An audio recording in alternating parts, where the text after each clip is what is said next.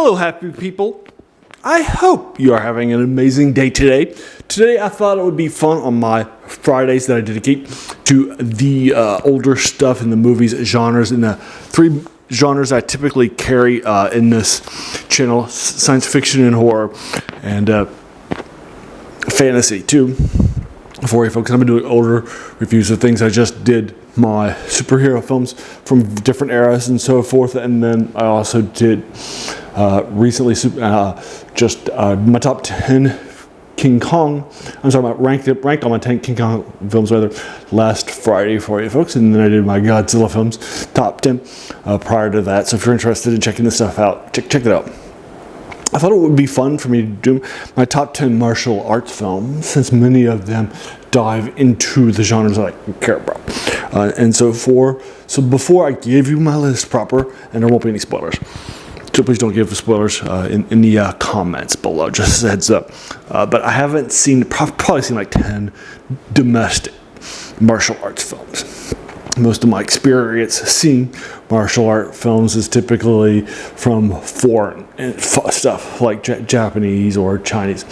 So just as a heads up, you're going to see a lot of East Asian stuff hitting, but not that many things hitting domestically for you folks. Sorry about that right up front. Secondly, I will be reading my notes from my phone, so if you see me looking down and not giving you the eye contact that you deserve, sorry about that. But so there's going to be 2 films in here that are domestic, but I've only seen like 10 films, so sorry, Chuck Norris fans, and that sort of a thing. My first film that I saw was in theaters. It was called Crouching Tiger, Hidden Dragon from 2000, and it sort of blew my mind about what a film could be. I saw it in theaters, loved it so much, and so forth. So I started to follow wuxia films and so forth, and I checked out some stuff that we'll see later on this list. I don't want to give you some spoilers. And that sort of a thing. And then at the time, I was checking out a lot of films from the Criterion Collection and so forth too. A lot of independent films and older classics. And I checked out and I picked up an Akira Kurosawa collection and loved his, black and white stuff from the 50s or 61. So you'll see a few of his samurai films from Japan hitting too. So you'll definitely see both of those hitting with a few different places. Make sense? All right, so that give you that context. Now let's get my starter list. Again, this will be fast. They're not doing reviews, so I don't want to spend too much of your time with this. All right, at number 10 is 2010's 13 Assassins. I saw this on DVD. For your folks, I'm going to probably slaughter some of these names, and I apologize right up front if I do so. I tried to look them up ahead of time, but I don't. I've got it written down on my phone, but this is how long it'll be to look at. I apologize for that right up front. It's Takashi Miyake, and it's starring 2 people, and a bunch of others too, as assassins. It's based on a novel, a written work called 13 Assassins. It's by Goro Inagaki and Mijako. Here, I'll write all those things down for you, and so forth, just as I like how great it is at combat scenes. I like the world building that it does. I think it's a great film for you folks. It's 13 Assassins based on the visual work too, so it's not just a unique IP. All right, number 9 is the first of 2 American domestic martial arts, and this is of course Shang-Chi and the Legend of the Ten Rings. It's directed by Destin Daniel Cretton. It's from just a couple of years ago. It's the MCU attempt at this. I saw it in theaters it's actually one of my favorite films from the more modern era of superheroes. I do enjoy what Simu Liu is doing here, the primary star, and Aquafina, his female co-star. And 2, I like how they're trying to make this more of an interesting take. It's more of a fantasy take, if you will, on the modern concepts and MCU stuff and such. I like it. I do like what they're trying to do with this, and the world building that happens here too is great. The acting's great too. The action scene's great too. That's why it's sitting at my number 9 spot. All right, now number 8 is Everything Everywhere All at Once by the Daniels. I saw this in theaters when it came out, and it was my favorite film that year. It's by A24. It is directed again by the Daniels. It stars Michelle Yeoh, who won Best Supporting Actress, not Supporting Actress, Lead Actress, sorry.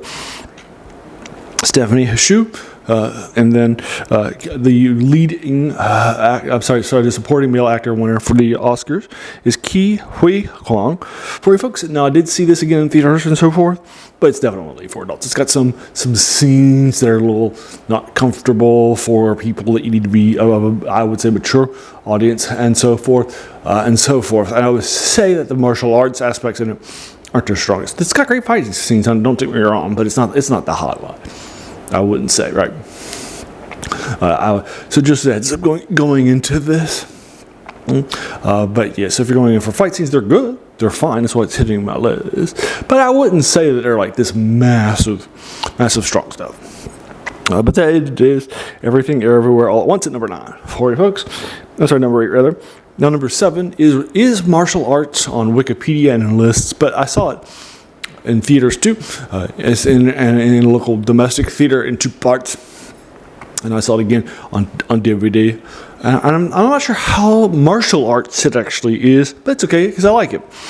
And that's Red Cliff, and from 2008, the retelling of the battles of Red Cliff from the Romance of the Three Kingdoms, which I have read too. Love it so much.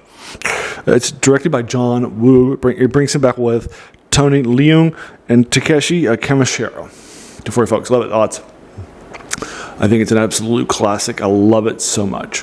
I think it's great stuff, and I'm happy to put it up here. Romance of the Three Kingdoms also pretty strong work too. Just says it. So shout out for that too, being a good solid retailer of that. All right, so but it is in 2 parts, so you need to have like an intermission between the 2. Just says it, or sit down and have some nice zoning out with some stuff. Right. All right. Number 6, the last one before the top 5 begins, is House of Flying Daggers. For your folks from 2004, it's by Zhang Yimou, and this is in the wuxia genres and so forth. It stars Andy Lau, Zhang Yi, and Takeshi Kaneshiro too, in several different roles and so forth. This is incredibly strong, great combat scenes, great on cinematography. It's just incredibly well shot, and it's just absolutely gorgeous. The cinematography here, love it so much. For you folks, and this is one of the films that I started to see. I unfortunately didn't see this in theater, sadly. I saw this on disc a few times, but this is one of the ones I started to see after Crouching Tiger and Hidden Dragon. Started to influence me. And now, top 5 time. Number 5 is the first of the Akira Kurosawa films. It's 1961's Yojimbo. For you folks, it heavily influenced things like A Fistful of Dollars. It came out a few years later in the spaghetti westerns and so forth. It's starring the irrepressible. He is such a great actor. Love him so much. Toshiro Mifune, and he's just an absolutely incredible guy. All right, and you can it's definitely his role. He steps into it so well, and so forth. He's not even named, and so forth. Incredibly strong actor, incredibly strong performance, incredibly strong film. Great stuff, and that's my number 5 film. Yeah, Yojimbo.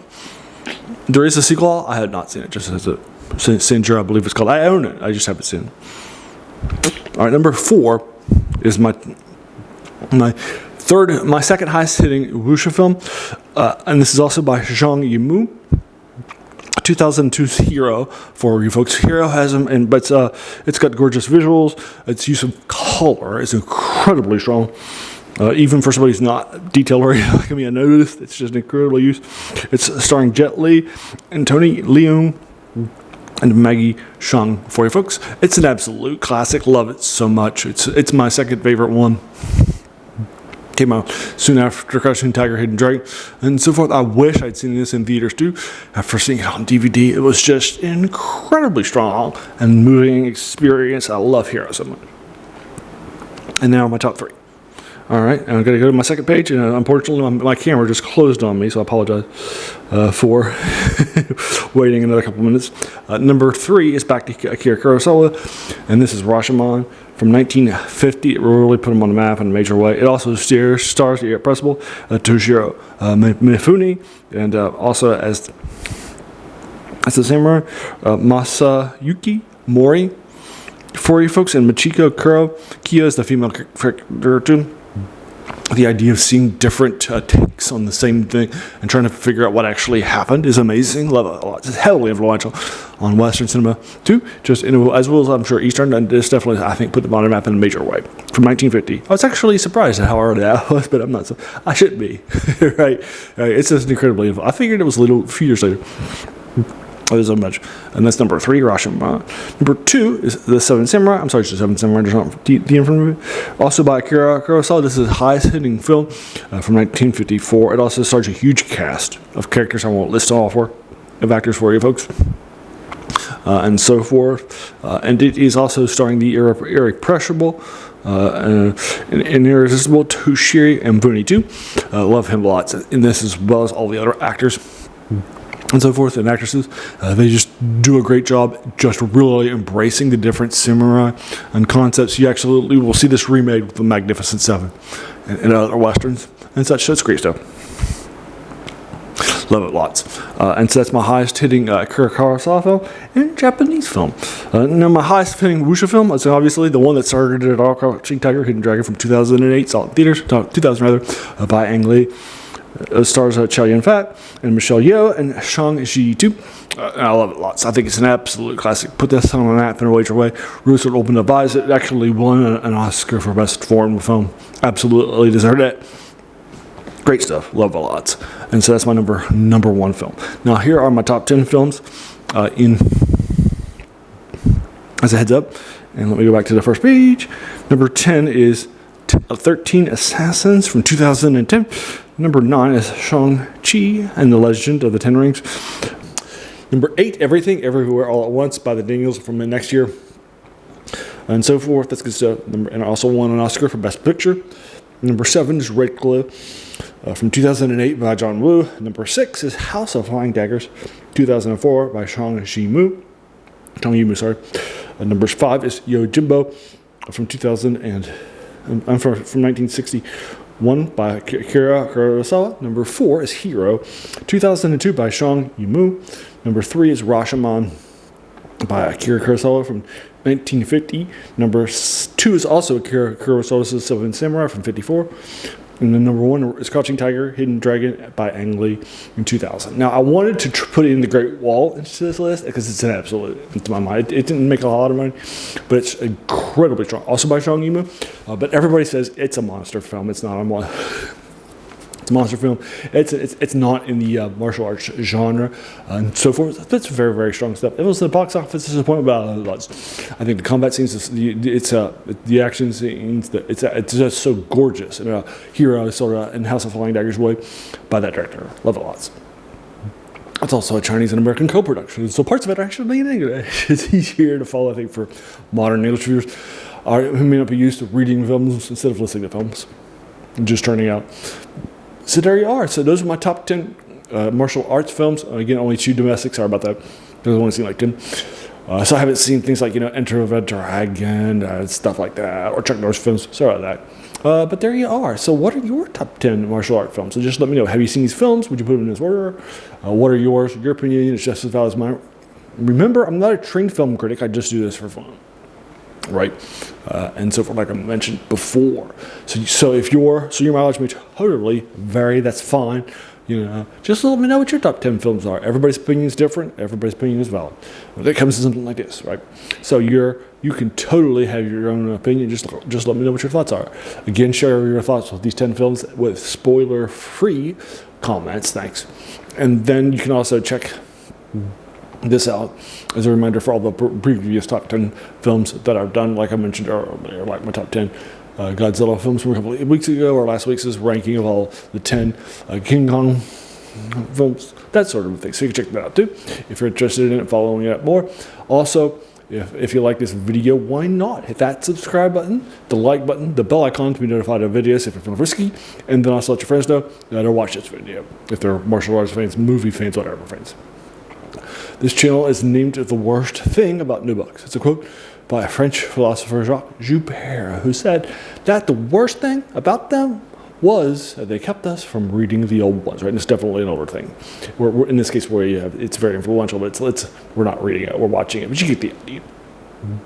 But the passion of this channel, typically, I do this 3 times a week, is reviewing 3 older videos from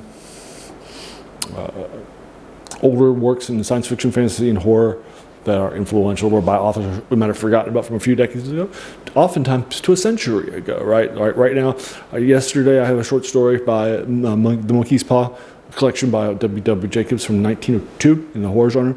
I've also got an H.P. Lovecraft thing that I just reviewed for you folks on Tuesday. And on Sunday, I'm currently doing, I just published a Lynn Carter short story from the 70s in Sword and Sorcery. Now fantasy, right? So you got fantasy, you got horror, you got, poems, that sort of a thing. So I try to do that 3 times a week, just heads up. Also, tomorrow is Serial Saturday. It's a day I dedicate to showing the ill-forgotten storytelling method that was in movies. It'll be the sequel to 1952's Radar Men from the Moon. It's called Commander Cody, the Sky Marshal of the Universe. It's from 1953. It's actually a 12 episode, and I watched it on YouTube too. So if you're interested in these older things and want to check it out too. You might be interested in that too. All right, and then finally, I just want to thank you so very, very much for taking some time out of your day and investing and watching my videos, because we all have so many things that are happening in our lives and so many things pulling us in so many different directions, right? So the fact that you spent this time with me, that's incredibly humbling, and I appreciate it so very, very much. So thanks again, and have an amazing day.